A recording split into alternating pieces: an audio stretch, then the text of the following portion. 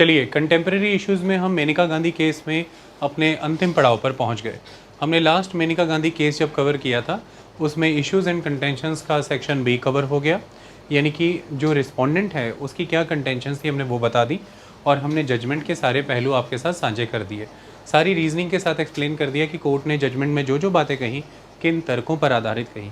आज हम उसी मेनका गांधी केस के अगले पड़ाव में बढ़ते हैं। जो भी कुछ मसले बचे हैं उन्हें समझ लेते हैं, जैसे कि आर्टिकल 21 के ऊपर बात क्या की गई, क्योंकि आर्टिकल 21 पे हमने राइट टू बेल के अंदर डिटेल में कवर कर दिया। इस लेक्चर में सिर्फ जो जो लाइनें इंपॉर्टेंट थी मैंने वही डाली हैं, बाकी उसके लिए आप आर्टिकल 21 के लिए राइट टू बेल आर्टिकल 21 का सिग्निफिकेंस क्या है वो लेक्चर सुनिए। क्या लिखा है मैंने यहाँ पर मेनका गांधी केस में? हमने लिखा है the Indian constitution is considered the focal point of all the laws. Focal point से यहाँ पर मतलब है the central point, the focus point, मतलब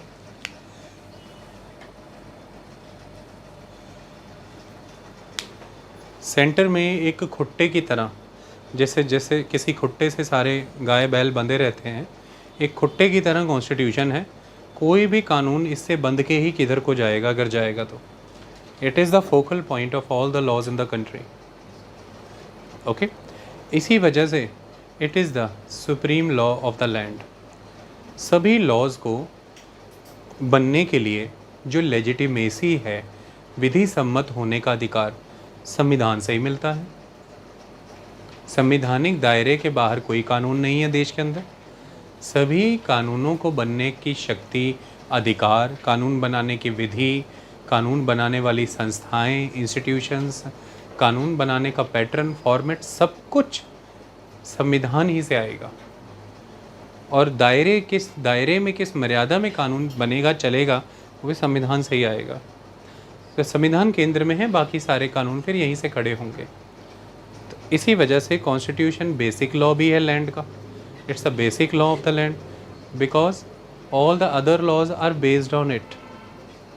ये सबकी बुनियाद में। तो देश का बुनियादी कानून भी यही है।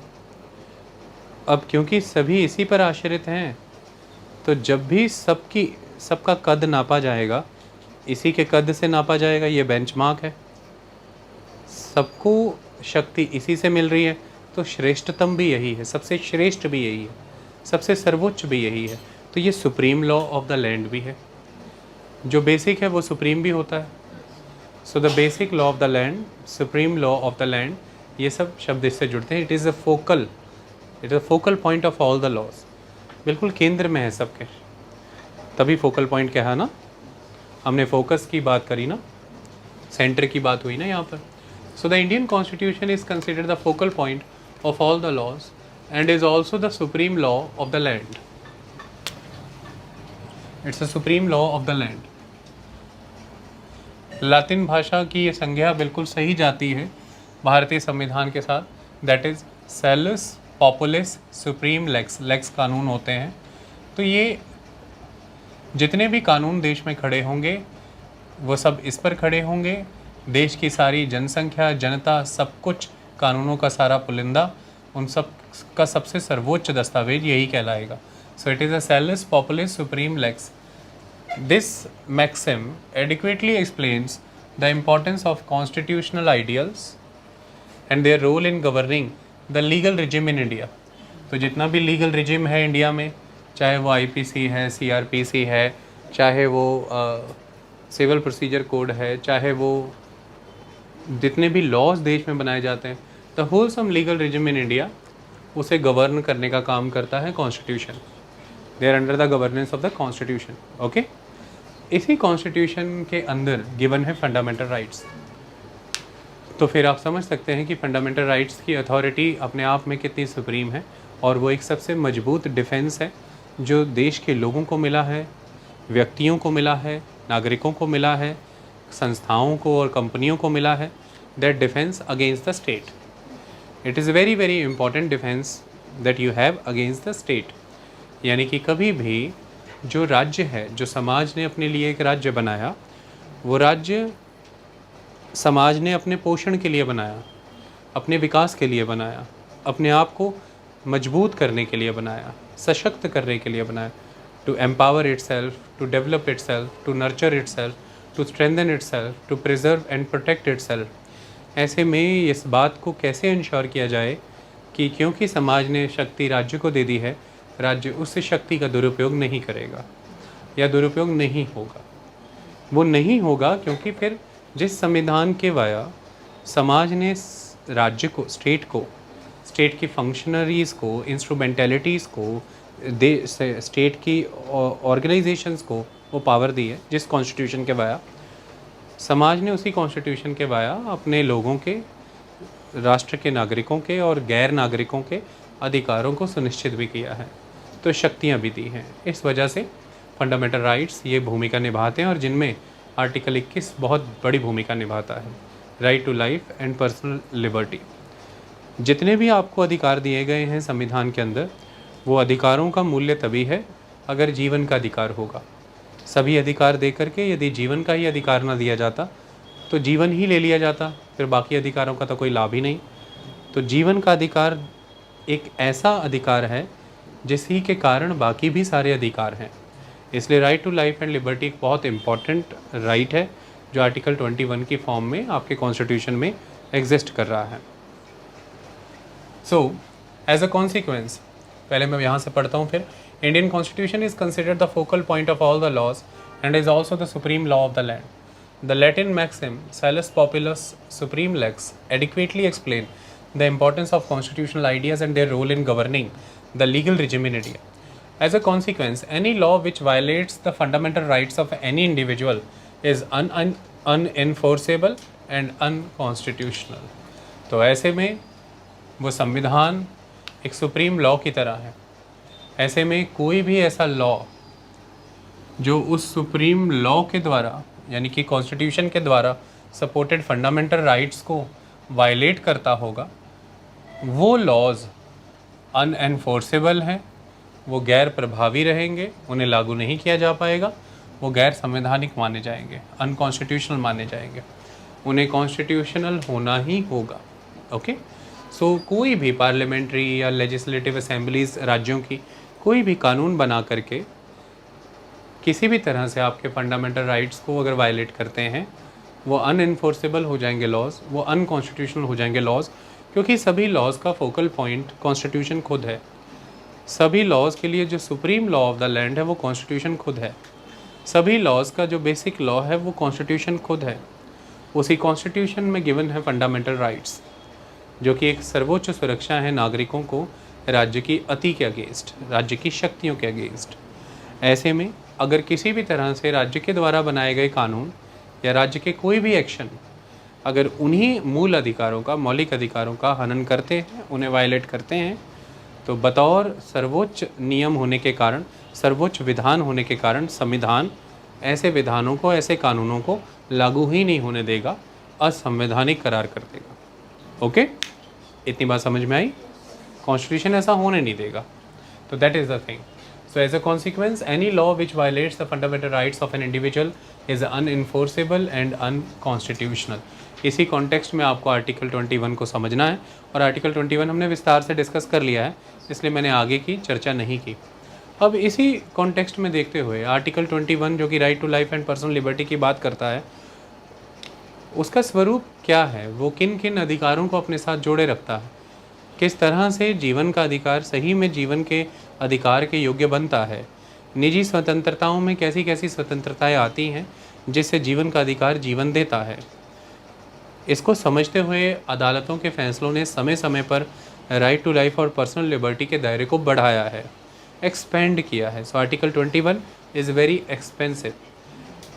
कानूनों ने जब भी आर्टिकल 21 को लेना चाहा, कोई भी एक प्रोसीजर इस्टेब्लिश करके, अदालतों के समय समय पर आए फैसलों ने उन प्रोसीजर की रीज़नेबिलिटी को टेस्ट किया, उनके फेयरनेस को टेस्ट किया, उनके जस्टिशिएबिलिटी को टेस्ट किया कि वो जस्ट हैं कि नहीं है, और ऐसे में वो कानून टिके तो उन्हें रीज़नेबल होना था, जस्ट होना था, फेयर होना था। जो ये नहीं हो पाए वो कानून और वो प्रोसीजर टिक भी नहीं पाए।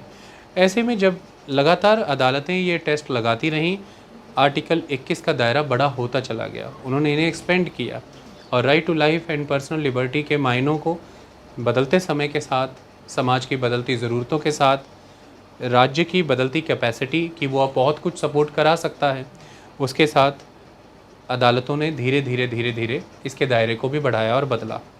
जैसे कि अलग अलग केसेस में, जैसे K S Puttaswamy versus union of India 2017 के केस में राइट टू लाइफ और पर्सनल लिबर्टी को राइट टू प्राइवेसी से जोड़ करके देखा गया कि राइट टू लाइफ और पर्सनल लिबर्टी को अगर सही मायने में इंश्योर करना है तो निजता का अधिकार भी होना चाहिए, प्राइवेसी का भी अधिकार होना चाहिए, अदरवाइज़ आपकी राइट टू लाइफ और पर्सनल लिबर्टी बिल्कुल बोगस है। Second, Navtej Singh Johar versus union of India 2018 के केस में ये कहा गया कि जब आपको पर्सनल लिबर्टी दी गई है, जीवन का अधिकार दिया गया है, तो उसके साथ ही जुड़ा हुआ ये अधिकार है कि आप अपने जीवन को किस तरह के साथियों के साथ, संगियों के साथ जोड़ करके आगे बढ़ाना चाहते हैं। आपकी सेक्सुअल ओरिएंटेशन कैसी होनी चाहिए, आप अपोजिट सेक्स के प्रति ओरिएंट होने चाहिए या आप सेम सेक्स के प्रति ओरिएंट होने चाहिए, ये आपका पर्सनल लिबर्टी का मैटर है। You have to decide, nobody else will decide that. So it is a matter of your personal liberty, it is a matter of your life. If you want to develop meaning for your life, if you want to enrich your life, definitely you will have association, companionship with many people. What kind of companionship that would be, what kind of association that would be, you need to be free to decide that. It is a matter of personal liberty, so that you can decide about your life. And that's why the right to sexual orientation, it is ये part बनाया गया article 21 का with the help of Navtej Singh Johar versus union of India 2018 के case में। इस तरह के MCQs बहुत बार आते हैं कि सेक्सुअल ओरिएंटेशन का अधिकार किस आर्टिकल के अंदर आता है, निजता का अधिकार किस आर्टिकल के अंदर आता है। देखिए, मान लीजिए कि आपके लगातार फ़ोन टैप किए जाते हैं, मान लीजिए लगातार सरकार या कोई भी व्यक्ति आपको अंडर द वीडियो रखता है, अंडर द कैमरा रखता है, अंडर द रिकॉर्डिंग रखता है, होटल्स में, होटल के कमरों में आपकी रिकॉर्डिंग की जा रही है होटल के द्वारा, जब आपकी कोई निजता ही नहीं, कोई प्राइवेसी ही नहीं, आप व्हाट्सएप है या तमाम और एप्लीकेशंस हैं, आप किसी से क्या बात कर रहे हैं क्या नहीं, कोई प्राइवेसी नहीं है, आपका सारा डाटा स्टोर किया जा रहा है, उसे शेयर किया जा रहा है, उसे पब्लिक किया जा रहा है। इस तरह से आप ये देख पाएंगे कि मेरी लिबर्टी हैम्पर हो रही है, मैं मुक्त जीवन नहीं जी पा रहा हूँ, मुझे सीमित किया जा रहा है। और जब भी ये होगा, एसी बंद कर दो यार, नहीं पंखा बंद करो, जब भी ये होगा तब आपको ये महसूस होगा कि ये जीवन कम जीवन है, अधूरा जीवन है, ये सम्मानजनक जीवन नहीं है, ये कंप्लीट लाइफ नहीं है, संपूर्ण जीवन नहीं है, आपको असम्मान की परिस्थितियाँ झेलनी पड़ सकती हैं। इसलिए निजता का अधिकार इसका हिस्सा बनाया गया। देश में अभी सुप्रीम कोर्ट में बहुत लंबी बहस चली कि क्या LGBTQ+ जो मैरिजेज़ हैं, क्या उनको वैधानिकता दे देनी चाहिए, क्या उन्हें लीगल स्टेटस दे देना चाहिए।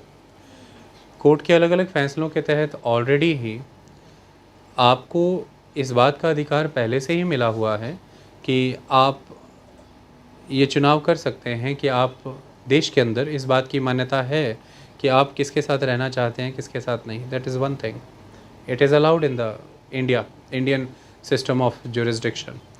बट अब बात विचार इस पर था कि क्या इनकी शादियों को मटेरियलाइज हो करके इसे वैधानिक दर्जा मिलना चाहिए कि नहीं, मैरिजेज़ इंस्टीट्यूशनलाइज हो सकें, उस पर अभी डिबेट चली और फैसला फ़िलहाल यही आया कि अभी इसके हक़ में, इसके पक्ष में फ़ैसला नहीं दिया जा सकता।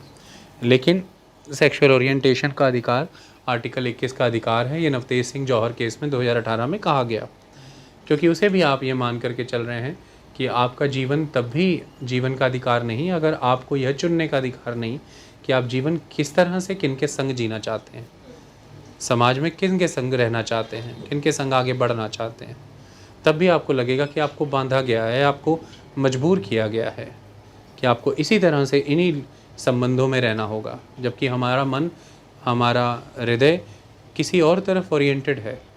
तो इसलिए ओरिएंटेशन का भी एक अधिकार दिया गया है 2018 में। ओके, तो समय समय पर जुडिशरी ने आर्टिकल 21 के कॉम्प्रिहेंसिव नेचर को, right to life and personal liberty को और रियल बनाते हुए, मीनिंगफुल बनाते हुए, बदलते समय के साथ बड़ा बनाते हुए लगातार कई जजमेंट्स के माध्यम से इंटरप्रिटेशंस करके आर्टिकल 21 का विस्तार किया है, एक्सपेंड किया है। और ये तभी हो पाया है क्योंकि सही मायने में ये आर्टिकल्स जो फंडामेंटल राइट्स की फॉर्म में एग्जिस्ट करते हैं, ये केवल आपको राज्य के अगेंस्ट सुरक्षा देते हैं, ये इतने सीमित नहीं हैं। ये आपके सोशल, कल्चरल, इकोनॉमिक और पॉलिटिकल डेवलपमेंट के लिए बहुत ही फंडामेंटल हैं। That's why there fundamental rights. ऐसे में राज्य का जो कमिटमेंट है, इंडियन स्टेट का जो कमिटमेंट है, इंडियन नेशन का कमिटमेंट है, वो यही है कि उसके नागरिक संपूर्ण स्वतंत्र महसूस करें जब वो अपने सामाजिक, आर्थिक, राजनीतिक और सांस्कृतिक मायनों की तलाश करते हैं। जब वो इन चीज़ों को ढूंढते हैं, इनके बारे में विचार करते हैं, तब वो स्वतंत्र महसूस हो। और अधिक से अधिक स्वतंत्रता देना ही भारतीय राष्ट्र का, भारतीय राज्य का दायित्व बनता है, ड्यूटी बनती है। ओके, और वही किया जा रहा है। तो supreme law of the land के तौर पर कॉन्स्टिट्यूशन को यहाँ पर इस रूप में इस्तेमाल किया जाता है कि जितना कॉम्प्रिहेंसिव फंडामेंटल राइट्स इंटरप्रेट हो जाएंगे, वो सुप्रीम लॉ के डॉक्यूमेंट का हिस्सा हो जाएंगे।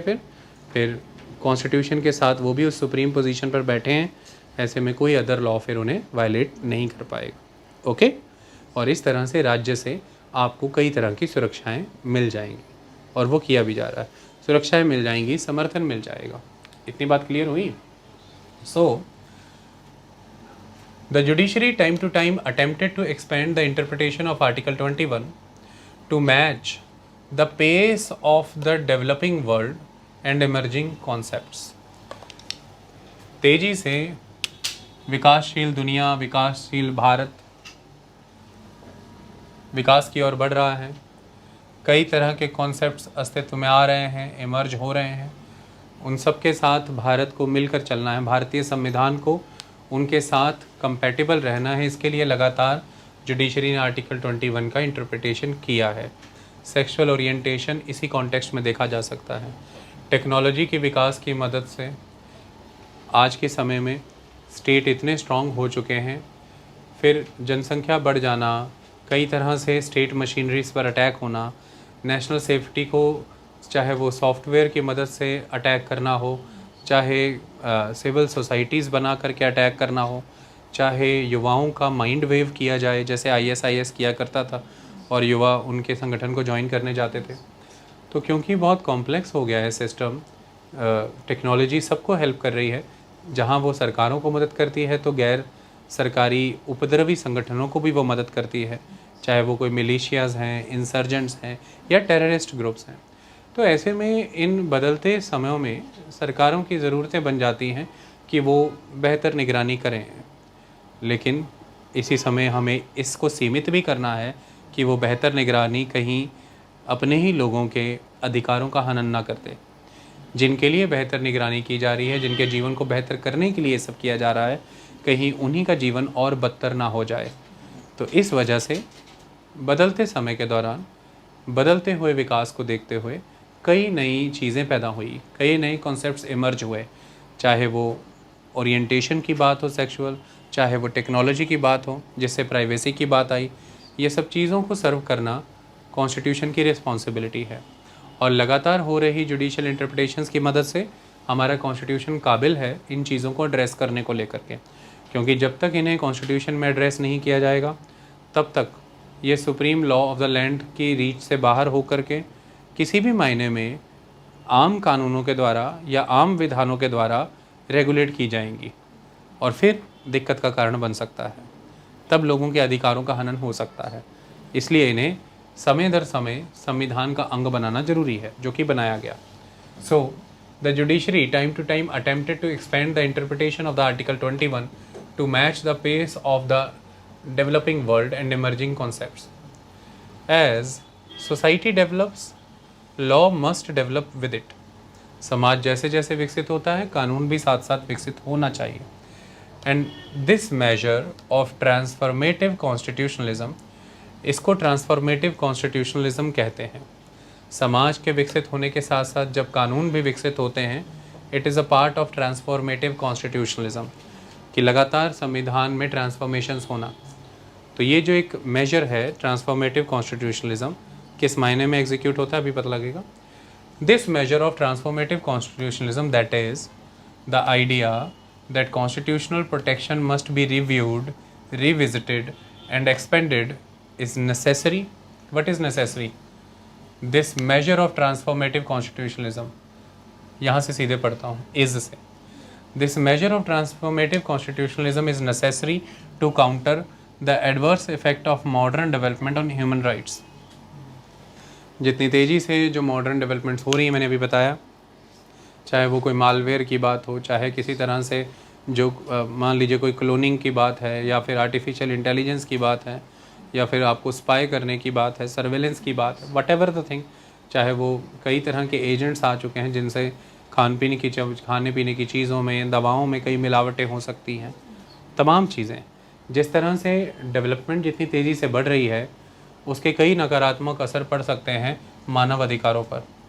मानव अधिकारों पर ये नकारात्मक असर न पड़े तो केंद्र में मानव को सुरक्षा ही देनी थी, ह्यूमन राइट्स को प्रोटेक्ट करना था, सेंट्रल पीस तो फंडामेंटल राइट्स के तौर पर सुरक्षा ही प्रदान करनी थी लोगों को। उसको ध्यान में रखते हुए लगातार संविधान को बदलते हुए, विकसित होते हुए, समाज के साथ साथ खुद भी विकसित होना होगा, बदलना होगा। तो कॉन्स्टिट्यूशन को ट्रांसफॉर्म होना पड़ेगा। कॉन्स्टिट्यूशन ट्रांसफॉर्म कैसे हो सकता है? जब वो लगातार इस बात का ख्याल करे कि उसे ये बात ध्यान में रखनी है कि जो जो कॉन्स्टिट्यूशनल प्रोटेक्शंस 1950 में थी, 1960 में थी, उस तरह की सुरक्षाएं और प्रोटेक्शंस को वो लगातार रिव्यू करता रहे, लगातार रिविज़िट करे और फिर ज़रूरत पड़ने पर उनका विस्तार करे। सो कंटिन्यूअस रिव्यू की मदद से, continuous revisiting to that protections and continuous expansion to that protection, जो कॉन्स्टिट्यूशनल ट्रांसफॉर्मेटिव कॉन्सेप्ट है वो फिर मुकम्मल है। क्या करने के लिए? Adverse effects of modern development on human rights को काउंटर करने के लिए, ओके। सो अब मैं इसे इकट्ठे पढ़ता हूँ। As society develops, law must develop with it. And ये कॉन्सेप्ट क्या है? Transformative constitutionalism. And this measure of transformative constitutionalism, that is the idea that constitutional protection must be reviewed, revisited and expanded is necessary to counter the adverse effects of modern development on human rights। और लगातार judiciary के द्वारा article 21 के विस्तार को इस नज़रिए से देखा जा सकता है कि भारत का कॉन्स्टिट्यूशन आज भी लोगों के लिए रेलेवेंट है, आज भी उसे ख़त्म नहीं किया गया, उखाड़ा नहीं गया, फेंका नहीं गया, वो आज भी भारत की ज़रूरतों को पूरा कर रहा है। हम स्पेस एंड साइंस की फील्ड में जमकर तरक्की कर रहे हैं क्योंकि संविधान उसके लिए खड़ा है। संविधान आज की सोसाइटी की नीड को फुलफ़िल कर रहा है। बदलते समय के दौरान हमने ऐसा महसूस किया कि हमें प्राइमरी एजुकेशन को यूनिवर्सल और कंपलसरी बनाना है। बदलते समाज ने जब ये महसूस किया तो संविधान भी बदला और आर्टिकल 21A के तहत right to education fundamental right के तौर पर इंक्लूड किया गया कॉन्स्टिट्यूशन के अंदर। ये बहुत ज़रूरी चीज़ थी और हम आज उसके तहत देख पा रहे हैं कि प्राइमरी एजुकेशन यूनिवर्सल भी है और कंपलसरी भी है। ऑलमोस्ट 100% एनरोलमेंट रेट है हमारे देश के अंदर। तो जैसे जैसे समाज बदल रहा है, जैसे जैसे ज़रूरतें बदल रही हैं, संविधान भी उस तरह से अपना दायरा बढ़ा रहा है, बदल रहा है। लगातार जुडिशरी इसके लिए और लगातार पार्लियामेंट इसके लिए संविधान में दी हुई सुरक्षाओं को देखते हैं, जांचते हैं, परखते हैं और जहां ज़रूरी है वहां उनका विस्तार करते हैं। इस तरह से संविधान जीवित बना रहता है। इस मामले में मेनका गांधी केस बहुत ही रेवोल्यूशनरी था। मेनका गांधी केस ने 1950 के ए के गोपालन केस के बाद लगभग 3 दशक बीतने के बाद उस समय तक बदले समाज की ज़रूरतों को एड्रेस करने का काम किया और बड़े पैमाने पर प्रोसीजर इस्टेब्लिश्ड बाय लॉ को पलटते हुए ड्यू प्रोसेस ऑफ लॉ के गुणों को संविधान के साथ जोड़ा, नेचुरल जस्टिस को एक इम्पॉर्टेंट पोजीशन दी और ये बताया कि प्रोसीजर जो कि लॉ के द्वारा दिए गए हैं उन प्रोसीजर को भी जस्ट होना होगा, फेयर होना होगा, रीज़नेबल होना होगा। किसी भी मायने में स्टेट आर्बिट्रेरी नहीं हो सकता है लोगों के साथ, नागरिकों के साथ। कोई आर्बिट्रेरीनेस का कोई स्पेस या स्कोप नहीं है। तो बदलते समय की ज़रूरतों को संविधान ने समझा और मेनका गांधी केस इस मामले में एक बहुत महत्वपूर्ण केस था जिसने आर्टिकल 21 को नए आयाम दिए, बड़ा बनाया और इसी केस में राइट टू ट्रैवल अब्रॉड उसका हिस्सा बना। इसी केस में रीज़नेबल, फेयरनेस और जस्ट का सिद्धांत जुड़ा, ड्यू प्रोसेस ऑफ लॉ की बात आई। इसी केस में नेचुरल जस्टिस को महत्व दिया गया। इसी केस में आर्टिकल 14, 19, 21 को जोड़ करके गोल्डन ट्रायंगल बनाया गया। आर्टिकल्स को इनडिस्टिंक्टिव और म्यूचुअली इंक्लूसिव बताया गया।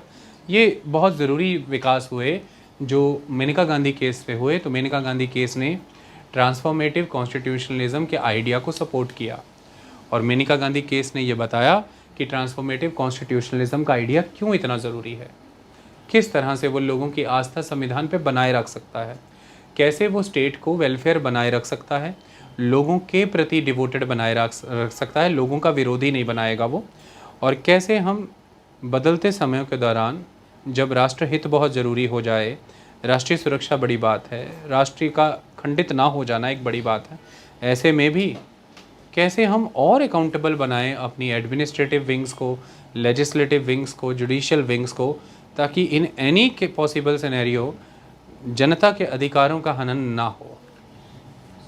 ओके, तो ये काम मेनका गांधी केस ने किया और वही हम यहाँ पर समझ रहे हैं। अगले पॉइंट की तरफ बढ़ते हैं, that is comparison between the procedure established by law versus due process of law. देखिए, सबसे पहले शुरुआत करते हैं ड्यू प्रोसेस ऑफ लॉ। ये जो ड्यू प्रोसेस ऑफ लॉ है, ये यूनाइटेड स्टेट्स ऑफ अमेरिका का कॉन्सेप्ट है, ये डॉक्ट्रिन वो फॉलो करते हैं। The United state follows the due process doctrine which is a consequence of the 14th amendment of 1868।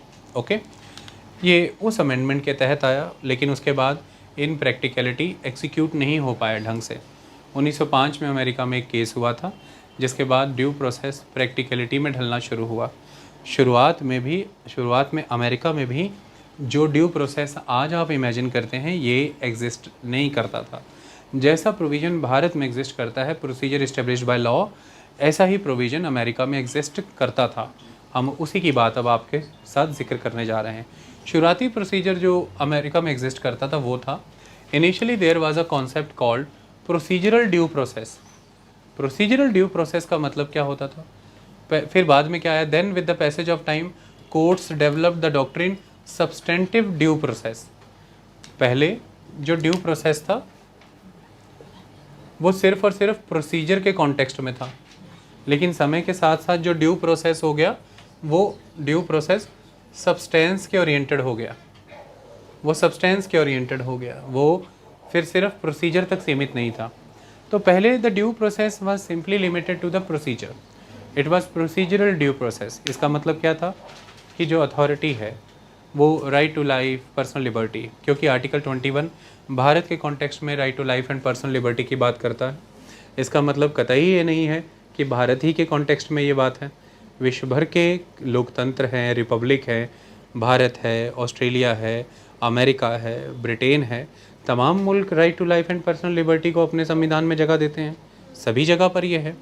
तो कुल मिलाकर के यही अमेरिका में भी है। अब ऐसे में अमेरिका में जब ये विचार हुआ, विश्व भर में ऐसा विचार होता रहा कि right to life and personal liberty किन परिस्थितियों में लिया जा सकता है, इन्हें कब किन परिस्थितियों में डिप्राइव किया जा सकता है। तो शुरुआत में अमेरिका में विचार ये था कि जो प्रोसीजर स्टैट्यूट के द्वारा दिया जाए, कानून के द्वारा दिया जाए, उस प्रोसीजर की पालना करके right to life and personal liberty से किसी व्यक्ति को डिप्राइव किया जा सकता है। शुरुआत में ये विचार था, यानी कि ये प्रोसीजर इस्टेब्लिश्ड बाय लॉ जैसा था। समय बीतता चला गया, अदालतों ने जब ये देखा कि this system is not competent enough to protect the rights of the citizens against the arbitrary state actions, तो उन्होंने इसकी इंटरप्रिटेशंस में ये मांगना शुरू किया कि जो प्रोसीजर आपने बताया है right to life and personal liberty deprive करने का, उस प्रोसीजर के पीछे का सब्सटेंस पुटअप करिए कि सब्सटेंस क्या है। कैसे आप ये कह सकते हैं कि ये जो प्रोसीजर है ये किसी न किसी सब्सटेंस पर बेस्ड है। ये किसी की विम्स एंड फैंसीज पर भी बेस्ड हो सकता है, किसी की सनक पर बेस्ड हो सकता है, ये किसी तरह से एक्सट्रीम्स पर बेस्ड हो सकता है। There should be some sort of substance. तो जब आप सब्सटेंस की बात कर रहे हैं, you are talking about the reasonability of that procedure, you are talking about the fairness of that procedure, you are talking about the just element of that procedure. Substance तो वही होता है ना। जैसे आपने मुझे कहा कि मैंने आपको ऑर्डर दिया कि मुझे गोल्ड की चेन बना दीजिए, आपने कहा लीजिए ये गोल्ड की चेन है, तो मैं आपसे ये कहूँगा ना, प्रूव करिए कि इसमें सब्सटेंस गोल्ड है। तो आप प्रूव करेंगे ना, पता लगे चेन जा कर के चुंबक से चिपक रही है, पता लगे पानी डाला एक बार ना है, सारा रंग उतर गया और माल निकला लोहा, तो वो आपका जो दावा था कि चेन गोल्ड की है वो सब्सटेंसलेस था।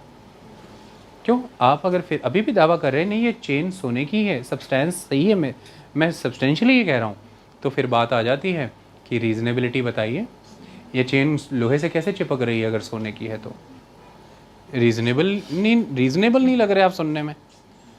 और प्रूव करते हुए जब चेन को आपने प्रूव किया तो आपका प्रोसेस ही फेयर नहीं लगा हमें, आपका प्रोसेस फेयर नहीं लगा हमें। तो your decision should be, your substance should be based on some reasonable, some fair things. Substance का मांगना ही रीजनेबिलिटी का मांगना है, फेयरनेस को मांगना है। तो तब उन्होंने कहा कि भाई जो प्रोसीजर आप फॉलो करते हैं वो ठीक, अच्छी बात है, वो उसमें सब्सटेंस क्या है। लगातार कोर्ट की, थोड़ा दरवाज़ा खोलो,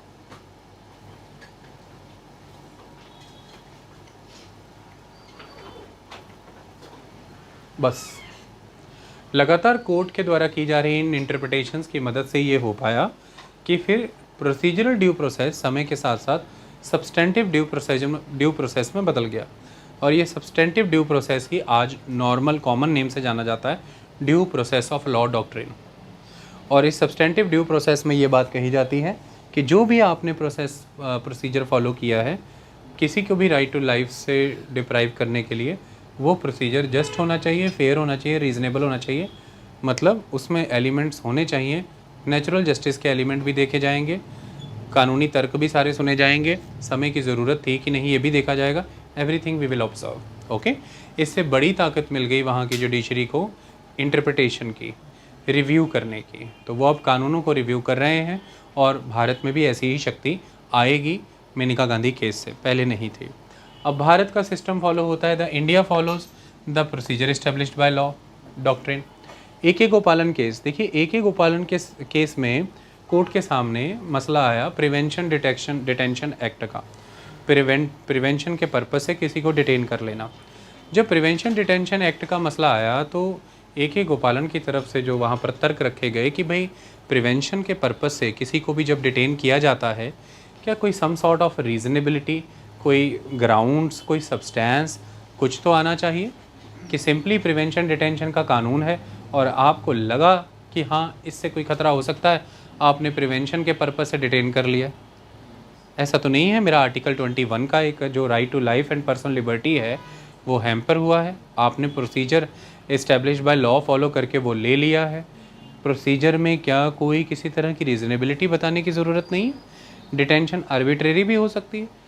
तो तब ए.के. गोपालन केस में कोर्ट का, सुप्रीम कोर्ट का ये फैसला आया था कि बात ऐसी है कि कहीं पर भी आपने जब ये वर्ड यूज़ किया कि जो प्रोसीजर फॉलो किया है वो ड्यू नहीं है, ये ड्यू वर्ड कॉन्स्टिट्यूशन में कहीं मेंशन नहीं है और कॉन्स्टिट्यूशन में क्लियरली स्पेल्ड आउट है प्रोसीजर इस्टेब्लिश्ड बाय लॉ। ऐसे में किसी लॉ के तहत, जैसे कि यहाँ पर प्रिवेंशन डिटेंशन एक्ट है, यहाँ पर इस कानून के तहत अगर प्रोसीजर दिया गया है आपको डिटेन करने का, ये अपने आप में कॉन्स्टिट्यूशन को सेटिस्फाई करने के लिए इनफ है, क्योंकि वो कॉन्स्टिट्यूशन की रिक्वायरमेंट को फुलफ़िल कर रहा है, पहला।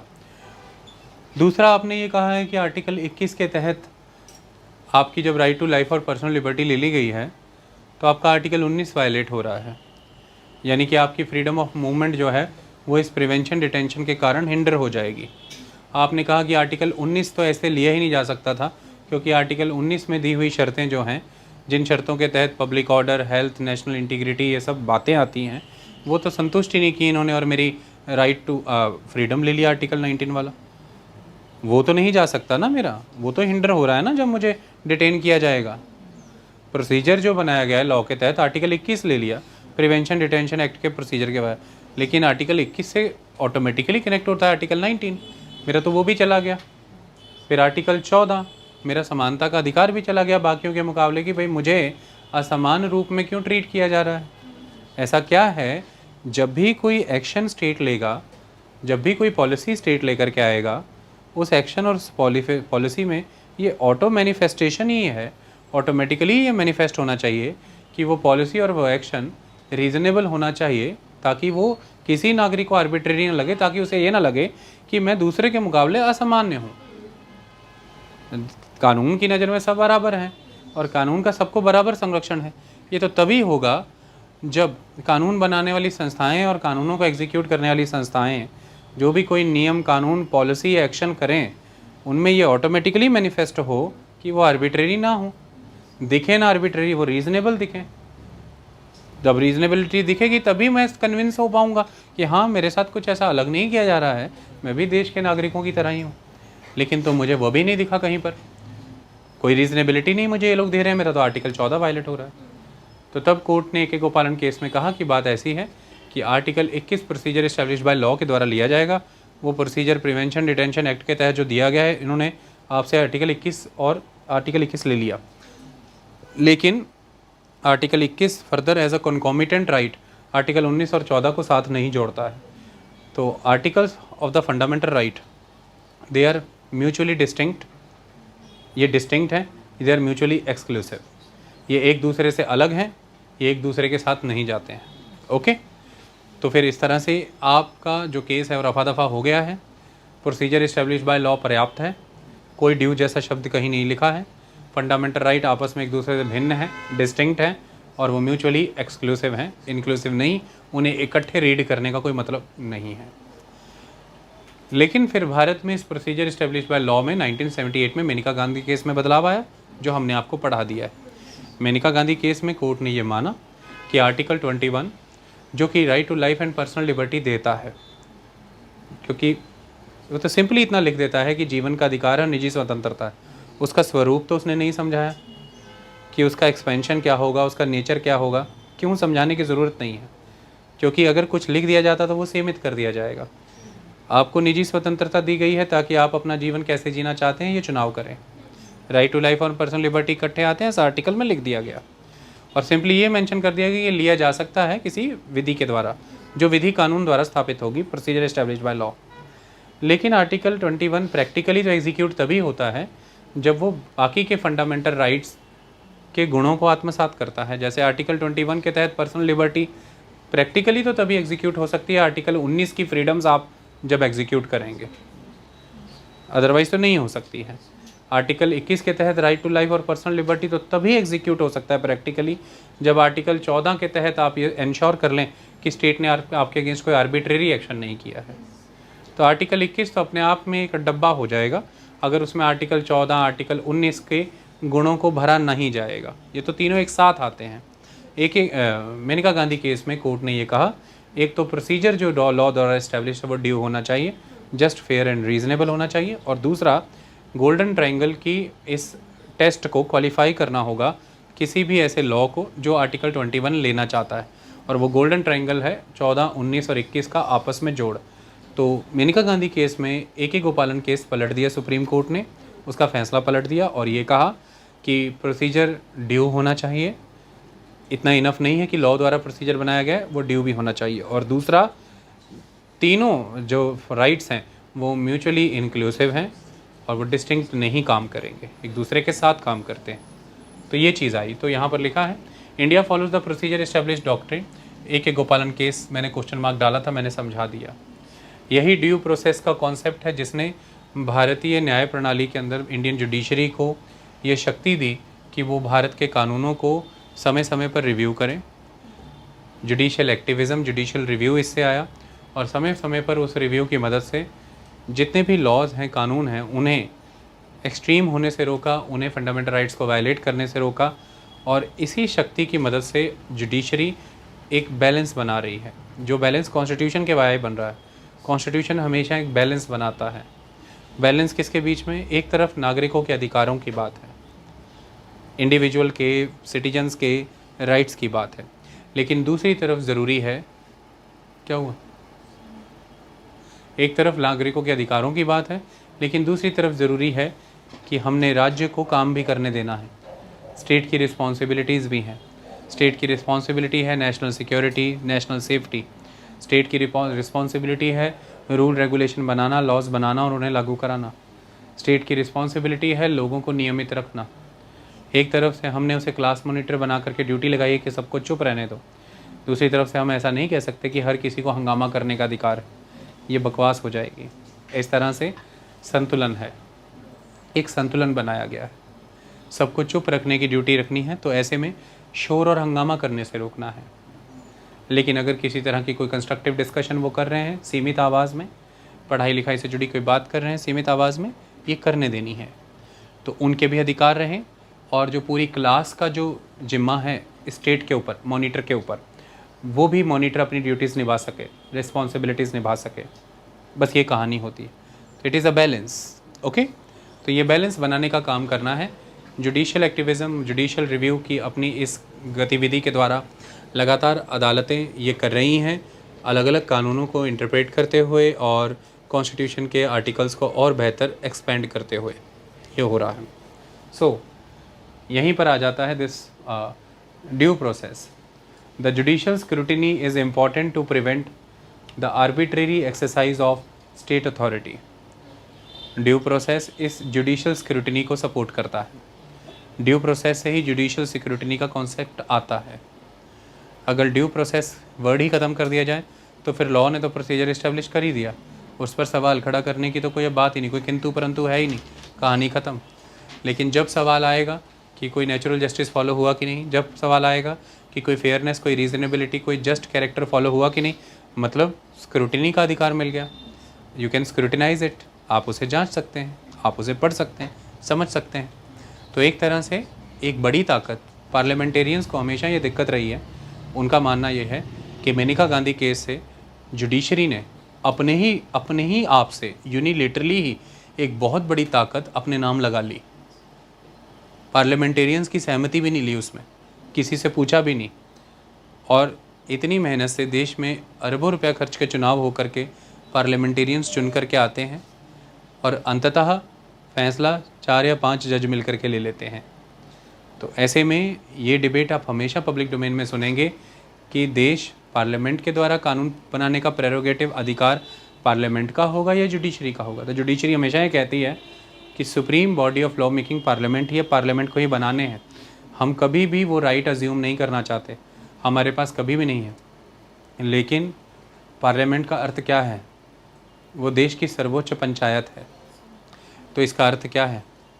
उसे सभी के विचारों को समावेश करके नियम कानून बनाने हैं, उसे कॉम्प्रिहेंसिव डिबेट डिस्कशंस करनी है, डेलिब्रेशंस करनी है, उसे बातों को पब्लिक डोमेन में लाना है, उसे संवैधानिक मान्यता और मर्यादाओं के मुताबिक बनाना है कानून, और उसे संविधान की स्पिरिट को भी ध्यान में रखता है कानून बनाते हुए।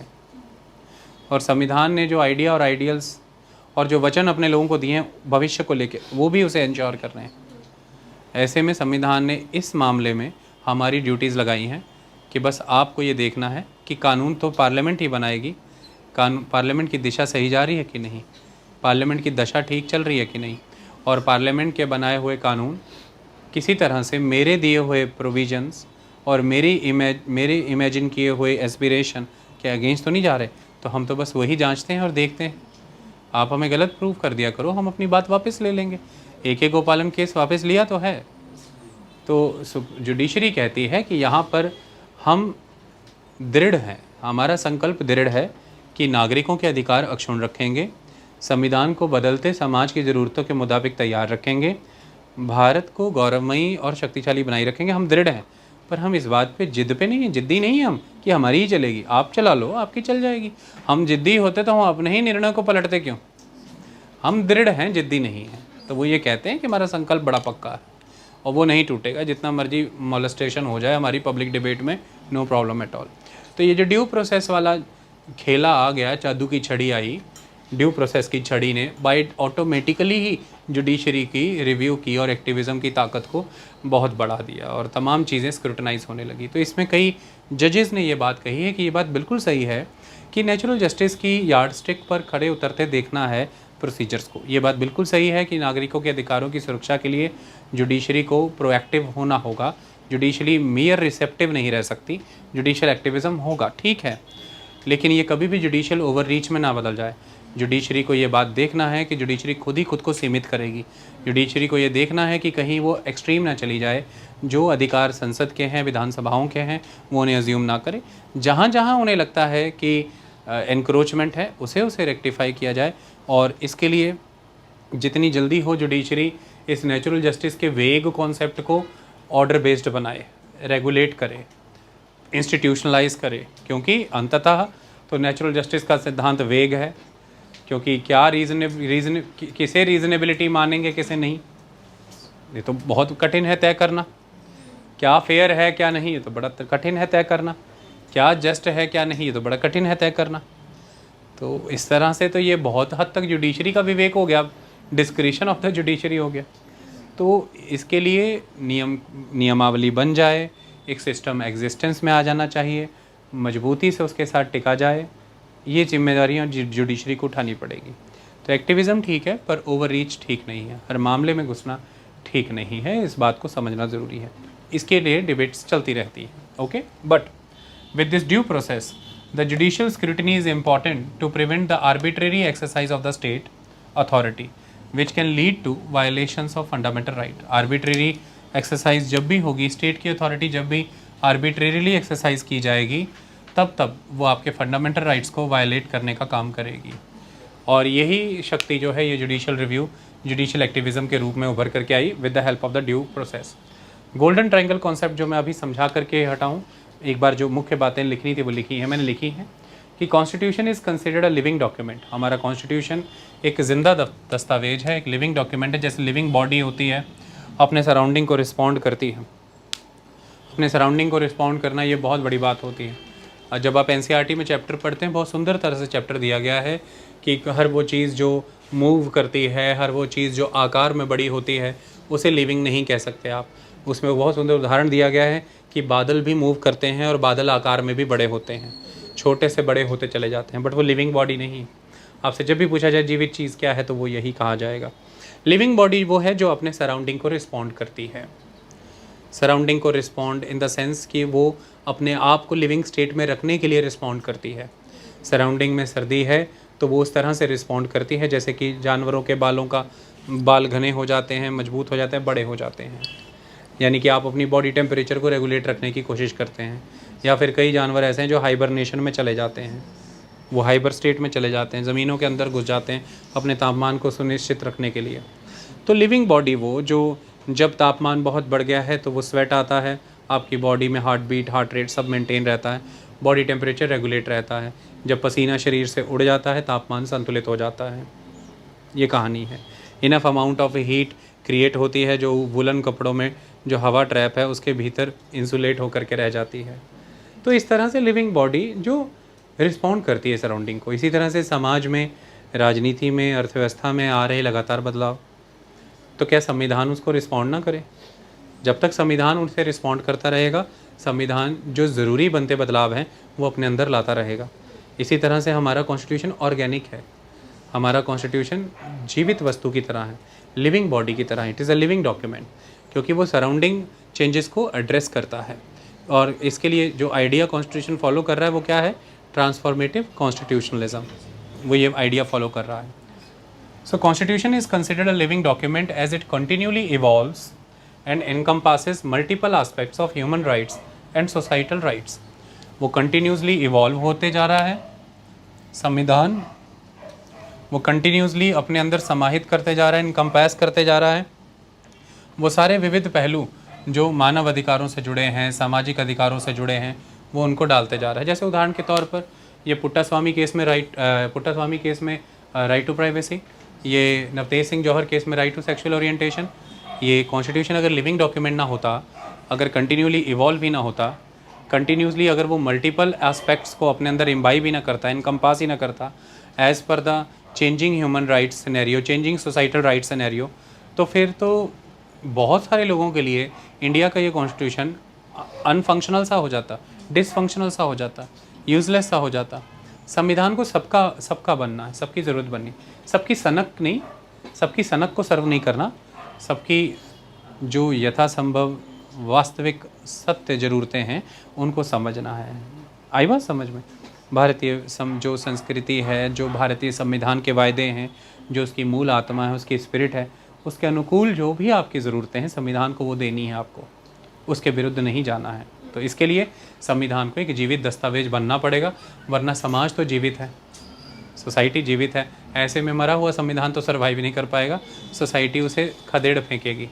ओके, सो इसलिए कॉन्स्टिट्यूशन में अमेंडमेंट्स होती हैं और वो प्रोविज़न ज़रूरी है। So constitution is considered a living document as it continuously evolves and encompasses multiple aspects of human rights and societal rights. It attempts to balance the protection of individual rights with the public interest and state actions. तो जनहित के मुद्दों को और एक व्यक्ति के अपने अधिकारों को, दोनों को संतुलित करने का काम करता है। ओके, जैसे कि कॉलेज बनाना है, स्कूल बनाना है, हाईवे बनाना है, रेलगाड़ी की रेल पटरियाँ बिछानी है, आपकी ज़मीनें चाहिए, आपका लैंड चाहिए। स्टेट इसके बिना कैसे काम करेगा, मैं आपसे पूछता हूँ। तो ऐसे में आपका जो राइट टू प्रॉपर्टी है, आपका संपत्ति का अधिकार है, कॉन्स्टिट्यूशन की जिम्मेदारी है कि वो उसे भी प्रोटेक्ट करे। इसलिए आपको फेयर रेम्यूनरेशन, फेयर कॉम्पनसेशन दिलवाना कॉन्स्टिट्यूशन की जिम्मेदारी है। लेकिन दूसरी तरफ ये कॉन्स्टिट्यूशन की जिम्मेदारी है ना कि वो पब्लिक इंटरेस्ट को होने दे। सड़कों का निकलना, हाईवेज़ का बनना, रेलवे का बनना, कॉलेज का लगना, ज़मीन कहाँ से लाए, फिर लोगों से ही लेनी है।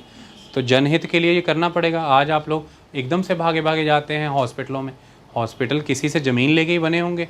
तो अगर वो व्यक्ति को प्रॉपर्टी का राइट दे दे और कॉन्स्टिट्यूशन उसका राइट ऐसे प्रोटेक्ट करे कि इसकी ज़मीन स्टेट ले ही नहीं सकता, तो फिर बना लो हॉस्पिटल, है ना।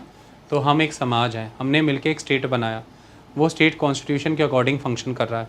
तो हम समाज के पास जो ज़मीन है, उसी में से कुछ ज़मीन हम समाज मिल करके ईयर मार्क करेगा ना, स्कूल, कॉलेज, यूनिवर्सिटियों के लिए, सड़कों के लिए, रेलवे के लिए, अपने ही विकास के लिए, है ना। लेकिन समाज में ये ज़मीन किसी इंडिविजुअल के पास है, क्योंकि हमारे देश में राइट टू प्रॉपर्टी भी है। हमारे देश में सामूहिक मालिकाना हक नहीं है कम्युनिस्ट कंट्रियों की तरह। हमारे देश में जो मालिकाना हक है वो इंडिविजुअल का है, प्राइवेट है। तो ऐसे में ज़मीन समाज ने वचन किया है कि हम ज़मीन देंगे, लेकिन ज़मीन लेनी अल्टीमेटली किसी इंडिविजुअल से है। उसके अधिकारों की भी सुरक्षा करनी है कि जब ज़मीन उसे ले रहे हैं, नौकरी का अधिकार दे दीजिए उसे, कहीं डिस्प्लेस कर रहे हैं अगर उसे, तो वहाँ पर उतनी भूमि दे दीजिए उसे कंपनसेशन दे दीजिए। इस तरह से लैंड एक्विजिशन के कानून में ये सारे पॉइंट्स होते हैं, ताकि इंडिविजुअल्स के राइट भी प्रोटेक्ट होते रहे, लेकिन साथ ही साथ पब्लिक इंटरेस्ट भी सर्व होना चाहिए। देश में निर्माण कार्य तो करना ही है, विकास कार्य तो करना ही है, रोज़गार देना, देश को सुरक्षा देना। अगर हमारे सड़कें ही नहीं बनेंगी, हमारे बॉर्डर्स तक हमारे आर्म्स, एमिनेशंस, हमारे वेपन्स और हमारी मिलिट्री ही नहीं पहुंचेगी, तो फिर हम खुद अपने समाज को सुरक्षा ही कहाँ से देंगे। तो वो तो बहुत ज़रूरी है। तो इस तरह से लगातार एक लिविंग डॉक्यूमेंट जैसा कुछ ही हो सकता है, जो बदलते समाज की ज़रूरतों को समझते हुए अपने भीतर बदलाव लाए, और उस बदलाव का सेंट्रल पीस इसे बनाए कि हमेशा संतुलन बनाना है, बैलेंस। जब भी आप उससे पूछें कि फैसला, कॉन्स्टिट्यूशन से जब भी आप पूछेंगे, जुडिशरी से जब भी आप पूछेंगे कि फैसला कैसे लोगे, कि किसे महत्व देना है, वो ये कहेंगे कि संतुलन को महत्व देना है, बैलेंस को। हमारा मेन एरिया ऑफ इंटरेस्ट इस पर्सन के राइट्स प्रोटेक्ट करना है। हमारा मेन एरिया ये नहीं है कि हमने उसकी प्रॉपर्टी लैंड की फॉर्म में प्रोटेक्ट करनी है, उसका राइट प्रॉपर्टी का प्रोटेक्ट करना है। तो लैंड से बदल के प्रॉपर्टी हो जाएगी मॉनेटरी सेंस में, पैसा मिल जाएगा, है ना। संपत्ति भूमि से निकल के नौकरी के रूप में मिल जाएगी, और संपत्ति वो संपत्ति भूमि योग्य खेती थी तो खेती कर रहा था, खेती को खेती से बदलेंगे, कोशिश करेंगे कहीं और ज़मीन दिलवाएं, तो कुछ ना कुछ करेंगे, वहाँ सेटलमेंट भी करेंगे, रिहैबिलिटेशन का भी प्रोसेस होगा। आइडियली तो ये होता है। तो कोर्ट कहता है मैं संतुलन से चलूँगा, इसके अधिकार भी सुनिश्चित रखूँगा, उसके रूप बदल जाएंगे।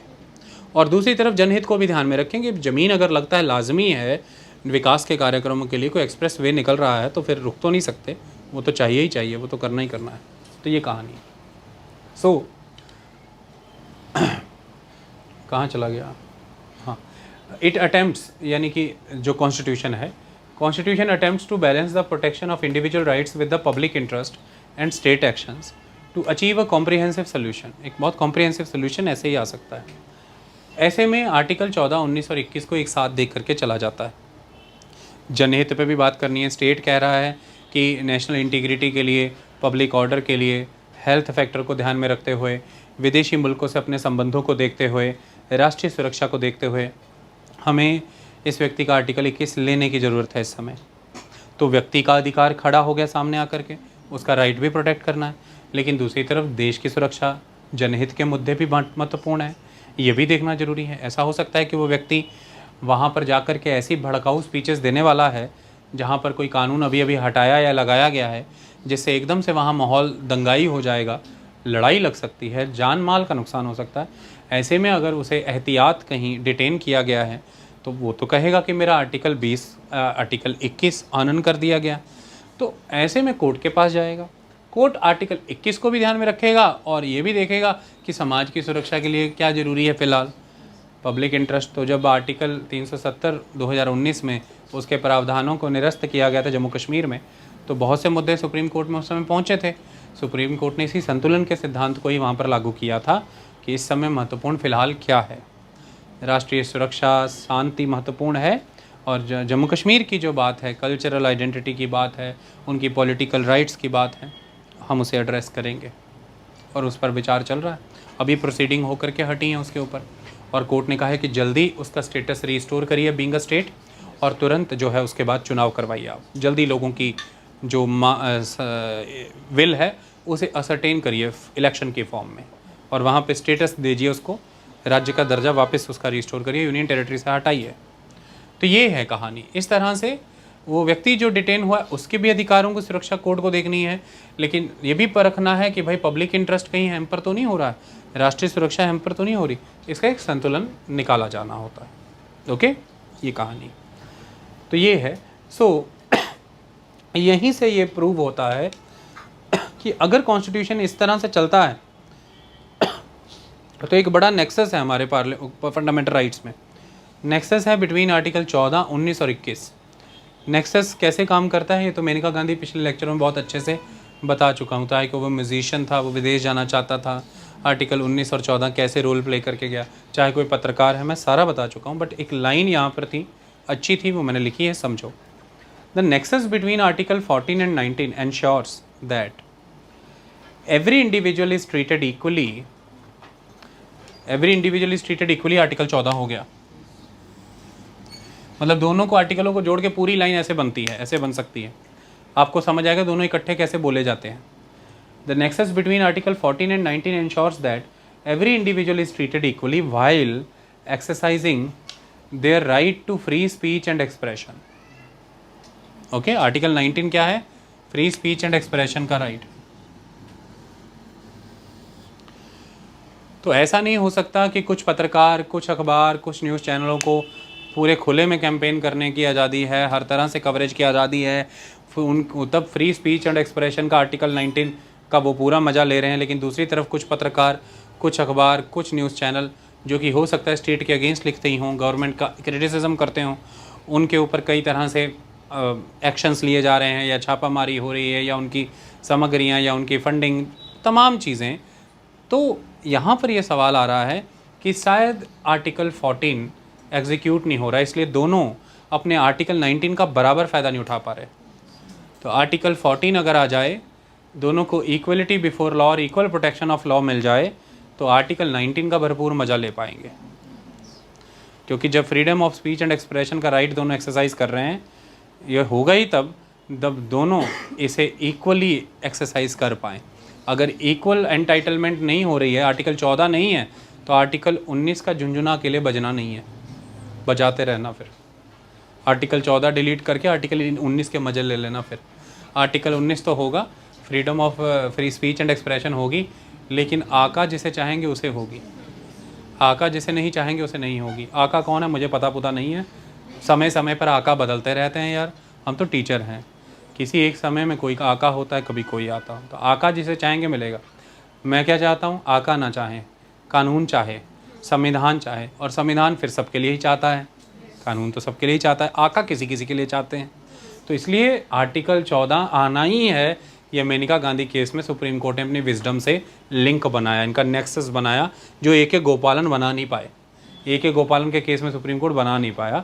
ये सुप्रीम कोर्ट ने कहा कि आर्टिकल 19 तो बोगस हो जा रहा है, यहाँ पे freedom of speech and expression 2 उठा के अंदर कर दिया, 2 को खुला छोड़ दिया बोल, क्योंकि आका के मन की बात बोल रहे हैं, और इसलिए वो आपको बोल रहे हैं देखिए हम भारत में freedom of speech and expression है, फ्री मीडिया है, हम बोल रहे हैं। उधर से ही उसने अपना हाथ निकाला जेल के सलाखों में से कहीं रोशनदान से कि मैं भी मीडिया हूँ, मुझे नहीं बोलने दिया जा रहा। तो लोगों ने आके उधर से लंबा माइक डाल के उसके मुंह में डाला, क्यों नहीं बोलने दिया जा रहा? वो कह सकता है मैं आका के खिलाफ बोलता था, मुझे अंदर डाल दिया। कहते क्यों, तुम्हारे देश में आका का राज है कि कानून का राज है?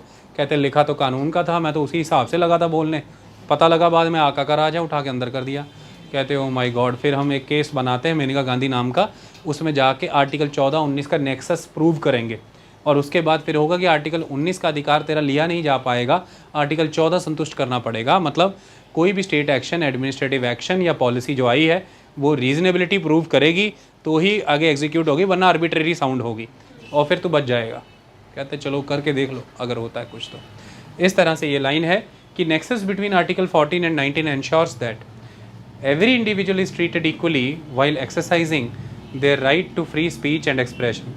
This helps in maintaining uniformity by enabling citizens to articulate their thoughts and opinion. यही चीज़ एक यूनिफॉर्मिटी लाएगी, एक रूपता लाएगी। किस चीज़ में एक रूपता लाएगी? कि सभी सिटीजन्स इक्वली एंटाइटल होंगे कि वो अपने थॉट्स को, अपने ओपिनियंस को आर्टिकुलेट कर पाएँ। वरना कुछ सिटीजन्स अपने थॉट्स, अपने ओपिनियंस को आर्टिकुलेट नहीं कर पाएंगे क्योंकि उनको दबा दिया जाएगा, और बाकी के सिटीजन्स अपने थॉट्स एंड ओपिनियंस को आर्टिकुलेट कर पाएंगे। ये किसी भी आधार पर हो सकता है। कई बार आप आका के ख़िलाफ़ नहीं होते, लेकिन आका को पसंद नहीं है क्योंकि आप शायद किसी दूसरे मत के हों, दूसरी नस्ल के हों। जर्मनी को, हिटलर को एक समय में यहूदी पसंद नहीं थे। ऐसे में यहूदियों का पब्लिकली आना, कुछ बोलना करना सवाल ही पैदा नहीं होता। हालांकि उन्होंने तो किसी को भी नहीं अधिकार दिए थे बोलने के। मैं फिर भी वैसे बात कर रहा हूँ कि दूसरे कम से कम इस बात पर तो बचे थे कि उनका नरसंहार नहीं हो रहा था। यहूदियों को तो नरसंहार किया गया, जीनोसाइड हुआ, गेटवाइजेशन हुआ, उनको गैसीफाई किया गया गैस चैम्बर्स में। तमाम यातनाएं पृथ्वी पर जो ढाई जा सकती हैं वो उन पर ढाई गई थी उस समय में। वही यहूदी जो आज इजरायली मुल्क में बस रहे हैं, उनका अपना एक मुल्क है। चल तो रही थी ना वीडियो, बंद तो नहीं हुई ना? हाँ तो चलने दो, मैं अभी लिखने ही जा रहा हूँ। इतनी बात समझ में आ गई? तो ये एक यूनिफॉर्मिटी लाने के लिए थॉट्स एंड ओपिनियंस सभी आर्टिकुलेट कर पाएँ, मैं कर पाऊँ, आप कर पाएँ। सिर्फ वही नहीं जो उनके साथ खड़ा है, सरकारों के साथ खड़ा है, जब प्रो स्टेट है, सिर्फ उसी को ये अधिकार ना मिले, मुझे भी मिले, सबको मिले। इसके लिए ये ज़रूरी है कि ये नेक्सस माने जाएँ, इस्टेब्लिश किए जाएँ। ओके, एक दो पॉइंट और है, आगे मैं वो लिखता हूँ। देखिए, मेनका गांधी केस का इम्पैक्ट बहुत सारी चीज़ों में पड़ा। उसका इम्पैक्ट एक ये भी था, एडमिनिस्ट्रेटिव लॉ एस्पेक्ट्स। क्या है एडमिनिस्ट्रेटिव लॉ एस्पेक्ट? अभी समझ आ जाएगा। देखिए, विश्व भर में और इवन भारत में भी कार्रवाइयों को कुछ ऐसे बांटा गया था: judicial activity, quasi judicial activity, administrative activity. ऐसा माना जाता था कि जो भी जुडिशियल लेवल की एक्टिविटी होंगी, जो भी न्यायिक चीज़ें होंगी जुडिशियल लेवल की, उनमें तो नेचुरल जस्टिस का सिद्धांत फॉलो हो कि दिखना चाहिए, न्याय हो। जो भी क्वासी जुडिशियल लेवल की चीज़ें हैं उनमें भी माना जा सकता है, अर्ध न्यायिक स्तर की चीज़ें।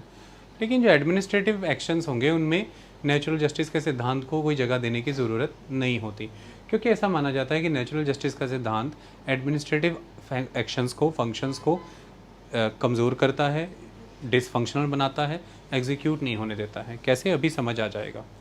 मेनका गांधी केस से ये डिस्टिंक्शन ख़त्म कर दी गई। अब ऐसी डिस्टिंक्शन एग्जिस्ट नहीं करती। चाहे एक्शन एडमिनिस्ट्रेटिव हो, चाहे क्वासी जुडिशियल हो, चाहे जुडिशियल हो, सबको नेचुरल जस्टिस के सिद्धांत को खरा उतर के दिखाना ही है, क्वालिफाई करना है।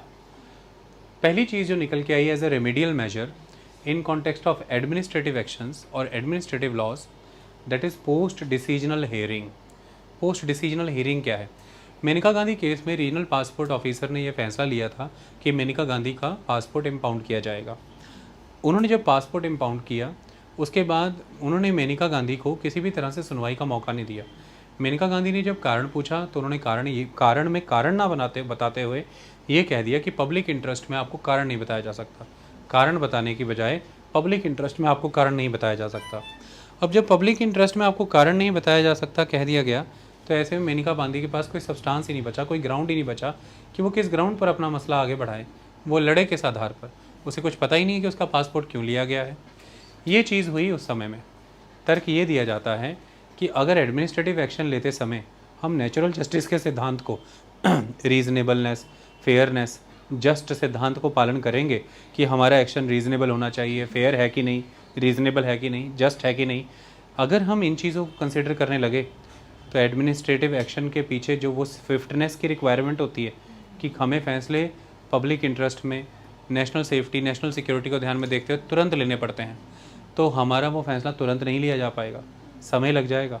और ऐसे में फैसला लेने का समय अगर टला, कम हुआ, बदला, बढ़ा, तो फैसला जो पर्पस सर्व करने वाला था वो कर नहीं पाएगा, जनहित को नुकसान हो सकता है।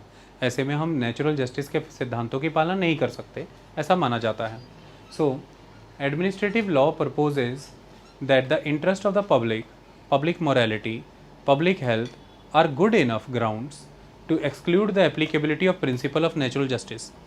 वो ये कहते हैं कि जब हमारे सामने पब्लिक का मुद्दा आ जाता है, जनता का मुद्दा आता है, जन नैतिकता का मुद्दा आ जाता है, जनता की सेहत के मुद्दे आ जाते हैं, ये तमाम मुद्दे जब आ जाते हैं, नेचुरल जस्टिस का सिद्धांत की एप्लीकेबिलिटी ना हो, कोई दिक्कत नहीं। ये बात ही बहुत है जो हमारे सामने आ गई कि हमें प्रशासनिक तौर पर त्वरित कार्रवाई करनी थी, तुरंत कार्रवाई करनी थी। वहाँ पे नेचुरल जस्टिस नहीं फॉलो हुआ तो कोई बात नहीं, जैसे दंगे हैं या तुरंत किसी का रेप हुआ है, तुरंत कार्रवाई वहाँ करने की ज़रूरत पड़ रही है। और ऐसे में आप कह रहे हैं कि ये ज़रूरी था, नेचुरल जस्टिस नहीं फॉलो हो पाया, तो कोई दिक्कत की बात नहीं है।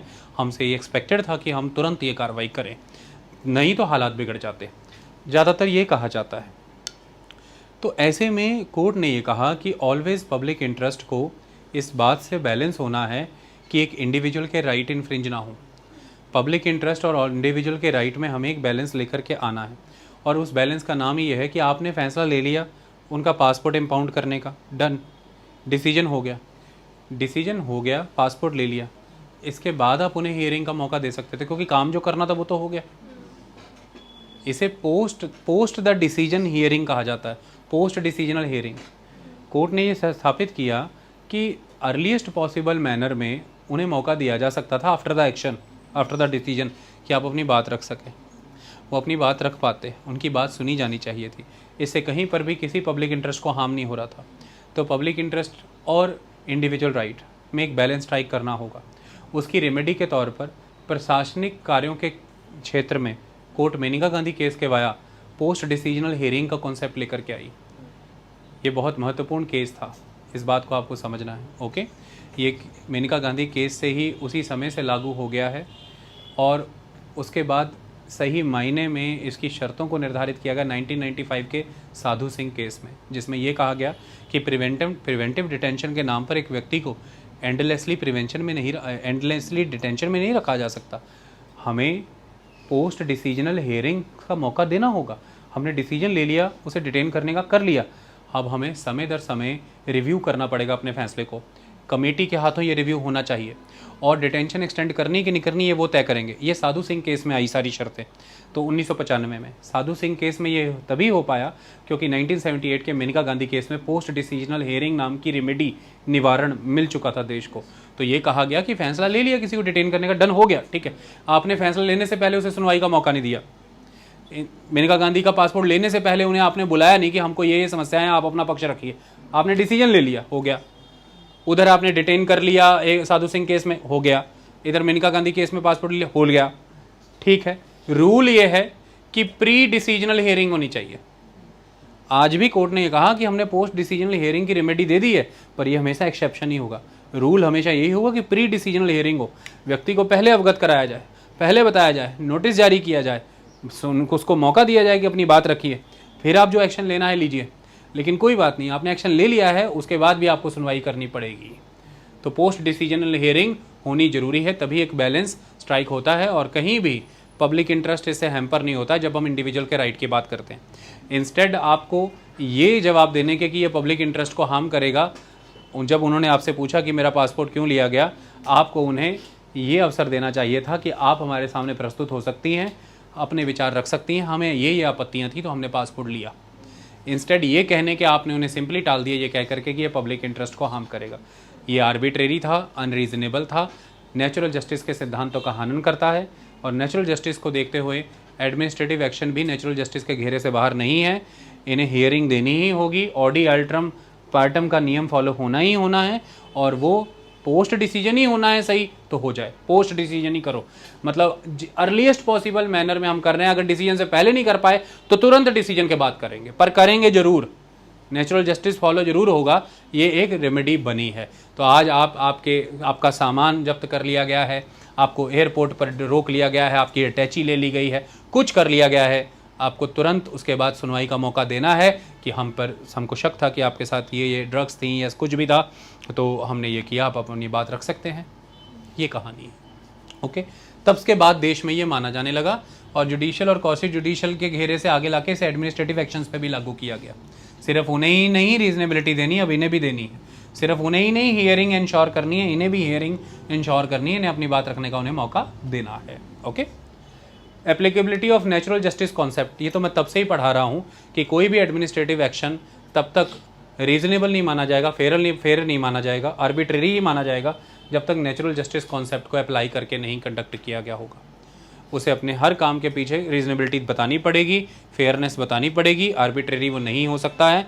कोई त्वरित गति में किए जाने के चक्कर में कोई प्रॉब्लम नहीं है, समय मिलते ही आपको ये तुरंत बताना है। मतलब एक्शन हो जाने के बाद भी आपको जस्टिफाई करना है कि आपने ये एक्शन हो गया ना काम पूरा, आपको तुरंत एक्शन लेना था, बढ़िया बात है, ले लिया, लेकिन आप इम्यून कैसे हो गए अकाउंटेबिलिटी से, आप इम्यून कैसे हो गए आंसरेबिलिटी से? ये तो एक्शन लेने की मशीन बना दी हमने आपको, अगली बार भी लोगे। अधिकारियों के अंदर ये बात कहाँ से आएगी, या इनडायरेक्टली करो, ये भय कहाँ से आएगा, या जिम्मेदारी कहाँ से आएगी कि यार आर्बिट्रेरी काम नहीं करना? क्योंकि फैसला लेने से पहले ना सही, पर फैसला लेने के बाद, काम हो जाने के बाद तो सही पूछ तो होती है, बात तो होती है। तो फिर वहाँ पर तो अपना सब्सटेंस रखना पड़ेगा हमें, वरना व्यक्ति कोर्ट चला जाएगा। आई बात समझ में? तो वहाँ पर नेचुरल जस्टिस का सिद्धांत जो है भाई, मान के चलो कि साथ चल रहा है।